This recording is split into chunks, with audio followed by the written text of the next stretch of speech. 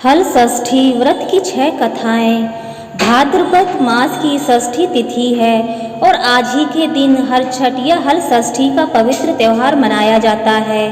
आज का पावन दिन भगवान श्री कृष्ण जी के बड़े भाई बलराम जी को समर्पित होता है। हल षष्ठी का व्रत रखने और इसकी व्रत की कथा सुनने से मनुष्य के सभी जाने और अनजाने में किए गए पाप नष्ट हो जाते हैं और सभी मनोकामनाएं पूरी होती हैं। संतान की लंबी आयु के लिए यह व्रत रखा जाता है और भगवान के आशीर्वाद से संतान के जीवन पर आए सभी संकट दूर हो जाते हैं। भगवान श्री कृष्ण जी के बड़े भाई बलराम जी का प्रिय अस्त्र हल ही था।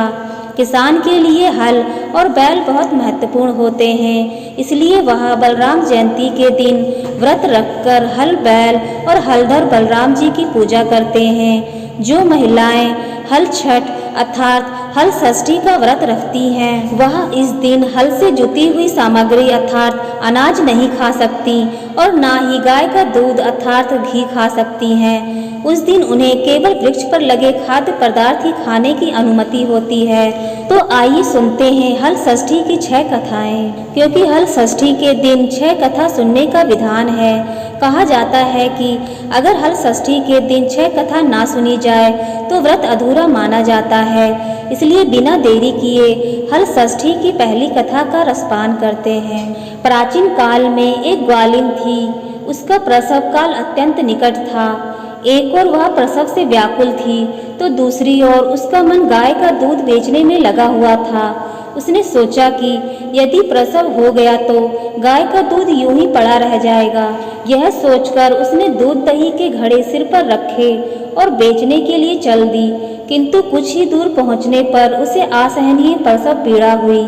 वह एक छरबेरी की ओट में चली गई और वहां एक बच्चे को जन्म दिया।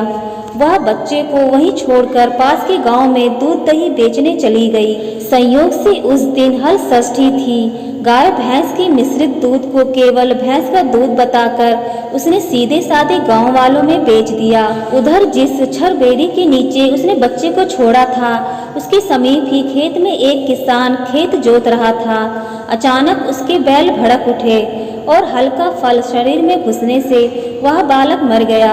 इस घटना से किसान बहुत दुखी हुआ, फिर भी उसने हिम्मत और धैर्य से काम लिया। उसने छरबेरी के कांटों से ही बच्चे के चिरे हुए पेट में टांके लगाए और उसे वहीं छोड़कर चला गया। कुछ देर बाद ग्वालिन दूध बेचकर वहां आ पहुंची। बच्चे की ऐसी दशा देखकर उसे समझते देर नहीं लगी कि यह सब उसके पाप की सजा है। वह सोचने लगी कि यदि मैंने झूठ बोलकर गाय का दूध ना बेचा होता और गांव की स्त्रियों का धर्म भ्रष्ट ना किया होता तो मेरे बच्चे की यह दशा ना होती। अतः मुझे लौटकर सब बातें गांव वालों को बताकर प्रायश्चित करना चाहिए। ऐसा निश्चय कर वह उस गांव में पहुंची जहां उसने दूध दही बेचा था। वह गली गली घूमकर अपनी करतूत और उसके फल स्वरूप मिले दंड का बखान करने लगी। तब स्त्रियों को उस पर दया आ गई और उन्होंने उसे क्षमा कर दिया और आशीर्वाद दिया। बहुत सी स्त्रियों द्वारा आशीर्वाद लेकर जब वह पुनः छरबेरी के नीचे पहुंची तो यह देखकर आश्चर्यचकित रह गई कि वहां उसका पुत्र जीवित अवस्था में पड़ा हुआ है।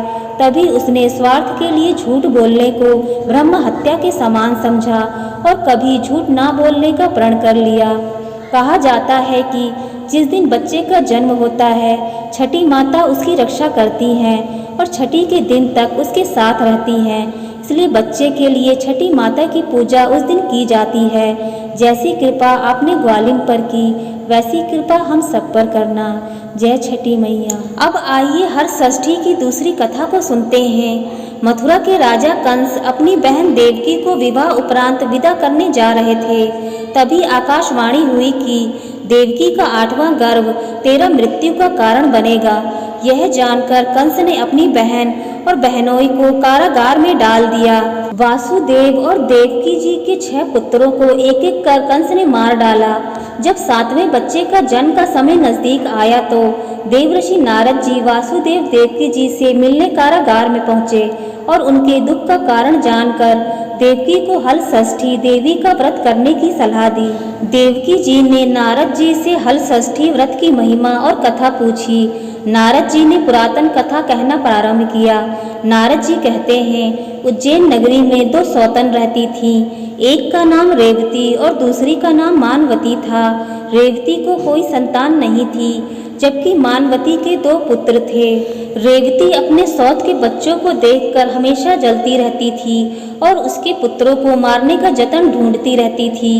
एक दिन उसने मानवती को बुलाकर कहा, बहन, आज तुम्हारे मायके से कुछ राहगीर मुझे मिले थे। उन्होंने बताया कि तुम्हारे पिताजी बहुत बीमार हैं और वह तुम्हें देखना चाहते हैं। पिता की बीमारी की बात सुनकर मानवती बहुत दुखी हुई। रेवती कहने लगी, बहन, तुम शीघ्र अपने पिता से मिलने चली जाओ। जब तक तुम वापस नहीं आओगी तब तक मैं तुम्हारे बच्चों का ध्यान रखूंगी। रेवती की बात को सच मानकर अपने पुत्रों को रेवती के हाथों सुरक्षित देखकर मानवती अपने पिता से मिलने मायके चली गई। अब रेवती को बच्चों को मारने का अच्छा मौका मिल गया। उन दोनों बच्चों को मारकर जंगल में फेंक दिया। इधर जब मानवती मायके पहुंची तो पिता को स्वस्थ देखकर पिता से अपनी सौत की कही बातों को कह कुशल मंगल पूछती है। अब मानवती के माता पिता को कोई अनहोनी का संदेह होने लगता है और पुत्री से वापस ससुराल जाने के लिए कहते हैं, किंतु मानवती की माता कहती हैं कि पुत्री, आज हर षष्ठी माता का व्रत का दिन है, अतः तुम भी पुत्रों की दीर्घ आयु की कामना से यह व्रत करके आज की जगह कल चली जाना। माता की सलाह मानकर मानवती पुत्रों की स्वास्थ्य कामना से हल षष्ठी माता का व्रत धारण कर दूसरे दिन अपने घर जाने को निकल पड़ती है। रास्ते में वहीं जंगल पड़ा जहाँ रेवती ने मानवती के दोनों बच्चों को मारकर फेंक दिया था। वहाँ अपने बच्चों को खेलता देखा मानवती उनसे पूछती है कि तुम लोग यहाँ कैसे पहुँचे। तब पुत्रों ने बताया कि आपके चले जाने पर हमारी दूसरी माता रेवती ने हमें यहाँ मारकर फेंक दिया था। तभी एक दूसरी स्त्री ने हमें फिर से जिंदा कर दिया। अब मानवती को समझते देर न लगी कि यह सब माता हल षष्ठी की कृपा से संभव हुआ है और माता की जय करती हुई घर को चल देती है। नगर में मानवती के पुत्रों को पुनः जीवित देख और माता हल षष्ठी की महिमा को जानकर सभी स्त्रियां हल षष्ठी का व्रत करने लगी। इसके बाद नारद जी देवकी जी से कहते हैं, अब हल षष्ठी माता की तीसरी कथा सुनिए। चंद्रव्रत नाम का एक राजा था जिनका एक ही पुत्र था। राजा ने राहगीरों के लिए एक तालाब खुदवाया, किंतु उसमें जल नहीं रहा, अर्थात तालाब का सारा जल सूख गया था। राहगीर जब रास्ते से गुजरते तो सूखे तालाब को देखकर राजा को गालियां देते थे। इस खबर को सुनकर राजा बहुत दुखी हुआ कि मैंने तालाब खुदवाया परंतु मेरा धन और धर्म दोनों ही व्यर्थ हो गए। उसी रोज रात में राजा को स्वप्न में वरुण देव ने दर्शन दिए और कहा कि यदि तुम अपने पुत्र की बलि तालाब में दोगे तो तालाब में पुनः जल भर जाएगा। सुबह राजा ने स्वप्न की बात दरबार में सुनाई और कहा कि मेरा धन और धर्म भले ही व्यर्थ हो जाए परंतु मैं अपने पुत्र की बलि नहीं दूंगा। यह बात एक दिन राजकुमार तक पहुंची तो वह सोचने लगा कि यदि मेरी बलि से तालाब में पानी आ जाए तो लोगों का भला होगा। यह सोचकर राजकुमार अपनी बलि देने के लिए तालाब में बैठ गया। अब तालाब पानी से लबालब भर गया और जल के जीव जंतुओं से तालाब परिपूर्ण हो गया। इकलौते पुत्र की मृत्यु हो जाने से राजा दुखी होकर वन को चला गया। राजा ने वन में देखा कि वहाँ 5 स्त्रियां व्रत कर रही थी, तो उन्हें देखकर राजा ने उन स्त्रियों से पूछा, आप सब कौन सा व्रत कर रही हैं और क्यों कर रही हैं? राजा के पूछने पर स्त्रियों ने हल षष्ठी व्रत की संपूर्ण विधि राजा को बताई। उसे सुनकर राजा वापस नगर को गया और अपनी रानी के साथ उस व्रत को किया। व्रत के प्रभाव से राजकुमार तालाब से जीवित बाहर निकल आया। राजा परिवार सहित हल षष्ठी माता की जय जयकार करते हुए सुखपूर्वक निवास करने लगा। आइए अब मनोकामनाओं को पूरी करने वाली हल षष्ठी की चौथी कथा को सुनते हैं। एक बार राजा युधिष्ठिर ने भगवान श्री कृष्ण जी से बहुत ही दुखी भाव से कहा, हे देवकी नंदन, सुभद्रा अपने पुत्र अभिमन्यु की मृत्यु से बहुत दुखी है और अभिमन्यु की पत्नी उत्तरा के गर्भ की संतान भी ब्रह्मास्त्र के तेज से धीरे धीरे दग्ध हो रही है, क्योंकि दुष्ट अश्वत्थामा ने गर्व को निस्तेज कर दिया है। द्रौपदी भी अपने 5 पुत्रों के मारे जाने से अत्यंत दुखी है, अतः आप इस महादुख से बाहर निकलने का कोई उपाय बताइए। तब भगवान श्री कृष्ण जी ने कहा, हे युधिष्ठिर, मैं तुम्हें हर षष्ठी व्रत की महिमा बताता हूँ, इसे ध्यान पूर्वक सुनो। यह भाद्रपद के कृष्ण पक्ष की षष्ठी पर भगवान शिव, देवी पार्वती, भगवान गणेश और स्वामी कार्तिकेय की विधि विधान से पूजन करने से पुत्र पौत्र की अल्प आयु और दुख से मुक्ति प्रदान करता है। भगवान श्री कृष्ण जी ने राजा युधिष्ठिर को इस व्रत की कथा सुनाई। श्री कृष्ण जी कहते हैं, पूर्व काल में सुभद्र नाम का राजा था, जिनकी रानी का नाम सुवर्णा था। राजा रानी को एक हस्ती नाम का पुत्र था। एक बार राजकुमार हस्ती धाय माँ के साथ गंगा स्नान करने गया। बाल स्वभाववश हस्ती जल में खेलने लगा, तभी एक मगरमच्छ ने उसे अंदर खींच लिया। इसकी सूचना धाय माँ जाकर रानी सुवर्णा को सुनाती है। इस पर रानी ने क्रोध में आकर धाय माँ के पुत्र को दहकती हुई आग में डाल दिया। पुत्र शोक से व्याकुल धाय माँ निर्जन वन में चली गई और वन में एक सुनसान मंदिर के पास रहने लगी। वन में सूखे महुआ आदि जो भी मिलता, धाय माँ उसे खाती और मंदिर में विराजित भगवान शिव, देवी पार्वती, भगवान गणेश और स्वामी कार्तिकेय का पूजन कर दिन बिताने लगी। इधर नगर में एक अद्भुत घटना घटी। धाय माँ का पुत्र आग की भट्टी से जीवित निकल आया और खेलने लगा। यह खबर पूरे नगर में फैलते हुए राजा और रानी के पास तक पहुंची, तो उन्होंने इस घटना के विषय में पुरोहित से पूछा। तभी सौभाग्य से वहां दुर्वासा ऋषि पहुंचे। राजा रानी ने दुर्वासा ऋषि का पूजन कर धाय माँ के पुत्र के जीवित होने का कारण पूछा, तो दुर्वासा ऋषि ने कहा, हे राजन, आपके डर से धाय माँ जंगल में एकांत में व्रत करती थी। यह सब इस व्रत का प्रभाव है। अब राजा रानी सभी नगर वासियों के साथ दुर्वासा जी की अगुवाई में उस जंगल में धाय माँ के पास पहुँचे और व्रत के विषय में अधिक जानकारी ली। तब धाय माँ ने कहा, महाराज, मैं पुत्र शोक से दुखी होकर यहाँ रहने लगी और यहाँ व्रत ग्रहण कर भगवान शिव, देवी पार्वती, गणेश जी और स्वामी कार्तिकेय का पूजन कर सूखा महुआ आदि खाकर जीवित रहती थी। कल रात को मुझे स्वप्न में भगवान शिव जी के दर्शन हुए थे और उन्होंने कहा कि तुम्हारा पुत्र जीवित हो जाएगा। अब रानी ने धाय माँ से हलछठ व्रत की पूजा विधि को पूछा, तो दुर्वासा जी ने हलछठ व्रत की विधि को बताया। राजा रानी ने हलछठ व्रत की महिमा जानकर व्रत किया। व्रत के प्रभाव से राजा का पुत्र हस्ती मगरमच्छ के चंगुल से छूटकर खेलते हुए नगर में वापस आ गया। अपने पुत्र को पाकर राजा रानी बहुत प्रसन्न हुए और धाय माँ भी अपने पुत्र के साथ पुनः खुशी से निवास करने लगी। वही बालक हस्ती आगे चलकर परम प्रतापी हुआ और अपने नाम से हस्तिनापुर को बसाया। इस प्रकार भगवान श्री कृष्ण ने युधिष्ठिर से हलछठ व्रत की महिमा का ज्ञान देते हुए कहा कि हलछठ व्रत कथा को नारद जी से सुनकर मेरी माता देवकी ने इस व्रत को सबसे पहले किया था, जिसके प्रभाव से उनकी आने वाले संतान की रक्षा हुई। अब भगवान श्री कृष्ण जी से सुनकर युधिष्ठिर ने इस व्रत का उत्तरा द्वारा करवाया। व्रत के प्रभाव से उत्तरा का अश्वत्थामा द्वारा नष्ट हुआ गर्भ पूर्ण जीवित हो गया तथा प्रसव के पश्चात बालक का जन्म हुआ, जो कालांतर में राजा परीक्षित के नाम से प्रसिद्ध हुआ। बोलिए श्री कृष्ण भगवान की जय, बोलिए श्री बलराम जी की जय। इसके बाद नारद जी देवकी जी से हल षष्ठी व्रत की 5वीं कथा कहना प्रारंभ करते हैं। एक नगर में 2 स्त्रियां रहती थीं, दोनों एक ही परिवार की थीं और रिश्ते में देवरानी जेठानी लगती थी। देवरानी का नाम सलोनी था, जो बड़ी ही नेक, सदाचारणी तथा दयालु थी। जेठानी का नाम तारा था, वह स्वभाव से बड़ी ही दुष्ट थी। एक बार दोनों ने हलछठ का व्रत रखा। विधिवत पूजन इत्यादि के बाद शाम को दोनों भोजन के लिए थालियां परोसकर ठंडी होने के लिए रखकर बाहर जाकर बैठ गईं। उसी दिन सलोनी ने खीर तथा तारा ने महेरी बनाई थी। अचानक 2 कुत्ते उनके घर में घुसे और भोजन खाने लगे। अंदर से चप चप की आवाज आई तो दोनों अपने अपने कक्ष के भीतर जाकर देखने लगी।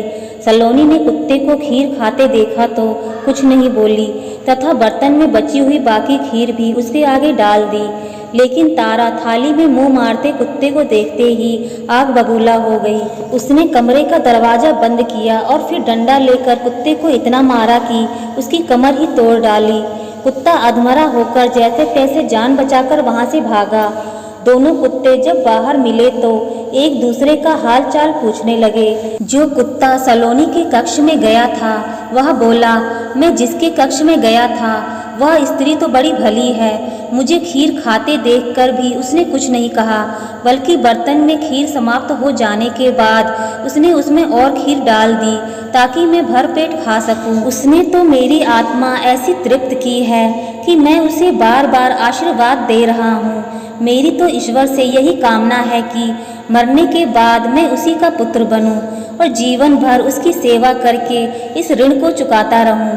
जिस प्रकार उसने मेरी आत्मा को तृप्त किया है, उसी प्रकार मैं उसकी आत्मा को तृप्त और प्रसन्न करता रहूं। अब तुम बताओ, तुम्हारे साथ क्या बीती? लगता है तुम्हारी तो वहाँ खूब पिटाई हुई है। दूसरा कुत्ता बड़े ही दुखी स्वर में बोला, तुम्हारा अनुमान ठीक ही है भाई। आज से पहले मेरी ऐसी दुर्गति कभी नहीं हुई थी। पहले तो थाली में मुंह मारते ही सारा जबड़ा हिल गया। फिर भी भूख से परेशान होकर मैंने 2-4 निवाले सटके ही थे कि वह दुष्ट स्त्री आ गई और कमरा बंद करके डंडे से उसने मुझे इतना मारा कि मेरी कमर ही तोड़ डाली। मैं तो ईश्वर से यही निवेदन करता हूँ कि अगले जन्म में मैं उसका पुत्र बनकर उससे बदला चुकाऊं। जैसे उसने मार मार कर मेरी कमर तोड़ी है, वैसे ही भीतरी मार से मैं भी उसका हृदय और कमर तोड़ डालूं। कहते हैं कि बेजुबान की बद्दुआ बहुत ही बुरी होती है। इसे देवयोग ही कहा जाएगा कि दूसरा कुत्ता शीघ्र ही मर गया और मरकर उसने तारा के घर में ही पुत्र रूप में जन्म लिया। पुत्र रत्न पाकर तारा बहुत खुश हुई। पुत्र को लेकर उसने अपने मन में बड़े बड़े मंसूबे बांध लिए। परंतु दूसरे ही दिन जब घर घर में हल षष्ठी का पूजन हो रहा था, तब वह लड़का मर गया। तारा की तो जैसे दुनिया ही उजड़ गई। वह दहाड़े मार मार कर रोने लगी। लेकिन किया भी किया जा सकता था। जैसे तैसे उसने अपने सीने पर सब्र का पत्थर रख लिया। फिर तो हर वर्ष उसके लड़का होता और हल षष्ठी के दिन मर जाता। जब 3-4 बार ऐसा हुआ तो तारा को इस पर कुछ संदेह हुआ कि आखिर मेरा लड़का हल षष्ठी के दिन ही क्यों मर जाता है। फिर एक रात सपने में उसे वही कुत्ता दिखाई दिया। उसने कहा, मैं ही बार बार तेरा पुत्र होकर मृत्यु को प्राप्त हो रहा हूँ। तूने मेरे साथ जो व्यवहार किया था, मैं उसी का बदला चुका रहा हूँ। तारा बहुत दुखी हुई और उसने अपने किए पर प्रायश्चित करने का उपाय पूछा। तब उस कुत्ते ने बताया कि अब से हल छठ के व्रत में हल से जुता हुआ अनाज तथा गाय का दूध दही नहीं खाना, होली की भुनी हुई बाल तथा होली की धूल आदि हल छठ पूजा में चढ़ाना, तब कहीं मैं तेरे घर में आकर जीवित रहूंगा। पूजा के समय यदि तारागण छिटके तो तू समझना कि अब मैं यहाँ जीवित रहूंगा।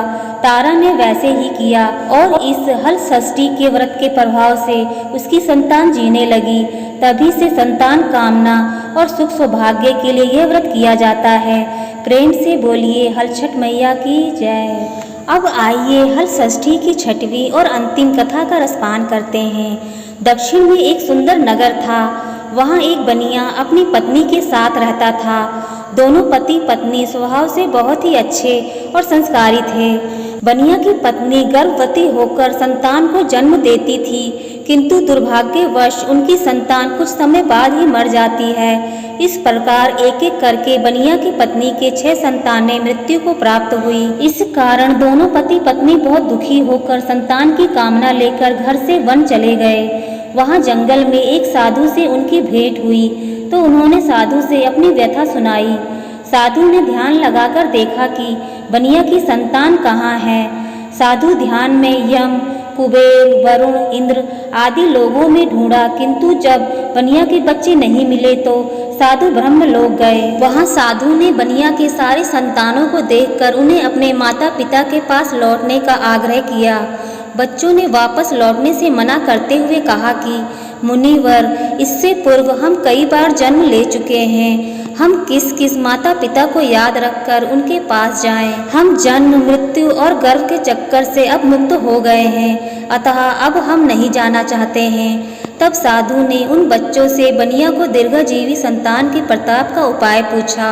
उन आत्माओं ने कहा कि यदि बनिया और उनकी पत्नी माता हल षष्ठी का व्रत रखकर पूजन और कथा सुने और अपने पुत्र को व्रत के उपरांत जल से भीगे कपड़े से लपेटे तो उनका वह बालक दीर्घ आयु होगा। उन आत्माओं से इस प्रकार सुनकर साधु ध्यान से वापस आकर बनिया से हल षष्ठी व्रत कथा नियम आदि को बताते हैं। साधु से यह विधि विधान सुनकर दोनों पति पत्नी घर वापस गए। समय उपरांत जब हल षष्ठी व्रत का दिन आया तो उन्होंने व्रत रखा और संतान प्राप्ति का वरदान मांगा। माता हल षष्ठी की कृपा से अब बनिया की पत्नी गर्भवती हुई और एक सुंदर संतान को जन्म दिया। अगले व्रत पर उन्होंने साधु के बताए गए नियम अनुसार अपने पुत्र को जल से भीगे कपड़े से लपेटा और माता हल षष्ठी की कृपा से अब उनकी संतान को दीर्घ आयु का आशीर्वाद मिला। बनिया का परिवार प्रसन्नता पूर्वक जीवन यापन करने लगा। बोलिए माता हल षष्ठी की जय।